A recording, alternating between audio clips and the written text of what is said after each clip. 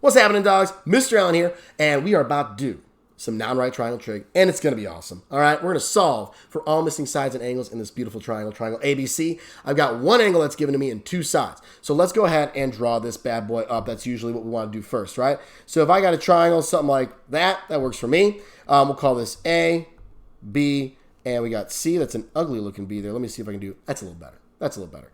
This one's 68 degrees, 68 degrees. Across from B, that's a length of 5 inches. 2 tick marks means inches. Did you know that? Now you do if you didn't. And then I got angle A is going to be 24 inches. All right, clearly does not look to scale, but hey, we're gonna roll with it. So I've got an angle and a side across from each other, which is great because I can use law of sines, right? If I don't have that, then I got to use law of cosines, which is oftentimes a little more complicated, at least to start. So for this one, I can use law of sines, but I do want to check one thing first. What kind of triangle situation are we dealing with? Well, I've got an angle here, I've got a side here, and I've got a side here. So I'm dealing with an angle side situation, which means there's the potential for 0, 1, or 2 triangles to exist, right?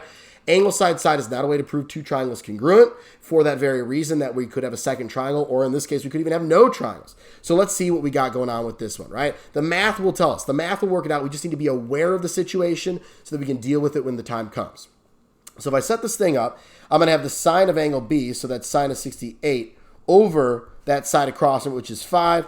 And then I've got the sine of angle A, that's the first one I got to solve for, over its side across from it, which is 24.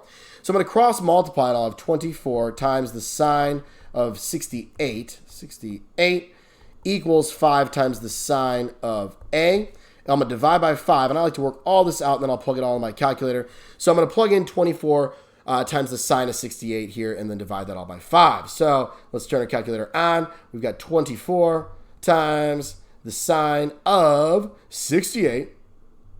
Boom diggity. Close my parentheses if you're going to type this all in at once. And then I'm going to divide by 5, right? Order of operations will be taken care of in my TI-84 plus as long as I plug it in correctly. So we get 4.450. Now my next thing is, because that's going to be what sine of A equals, 4.450 and change equals the sine of A. Well, how do I get just angle A? I got to take the sine inverse to cancel that out. Boom, that's gone. Sine inverse of this. Now, if I do that in the calculator, we're going to see something funky going on here, man. I just got a feeling, man. I just got a feeling. All right. Boom. Arrow up. Copy it in. Hit enter. Ah! You might be like, bro, did you forget the parentheses? Is that what did that? No, it's not. All right. We're going to go to, we got domain error. It's just going to be like, bro, this, let's even try it, right? Was that the issue? Is that the issue? No, it wasn't. Okay. What are we saying with the domain error here? Well, let's think about what does sine of an angle equal. The sine of an angle is the opposite over the hypotenuse. It's that ratio, right? What do we know about our hypotenuse when we're talking about right triangle trig?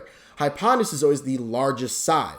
So if I have a number divided by something that's larger than it, this is always going to be less than 1, right? Always going to be less than 1 because the hypotenuse is always bigger than that numerator. I can't take the sine of something that's larger than 1. It's outside the domain of sine. It can't be plugged in, okay? So I cannot do that sine inverse of that. This thing is going to have no triangle existing. No triangles exist with those measurements. That's it. We're done. I don't have to solve for any sides. I don't have to solve for any angles. We had an error. That's it for this one as long as you did everything correctly, right? This is like the best case scenario. Or is it the worst because we do less math? I don't know, man. It depends on how you view this thing. But that's it for this one. No triangles exist. You get that error and you follow all the steps correctly. You're done. All right, and we're done. See you guys later.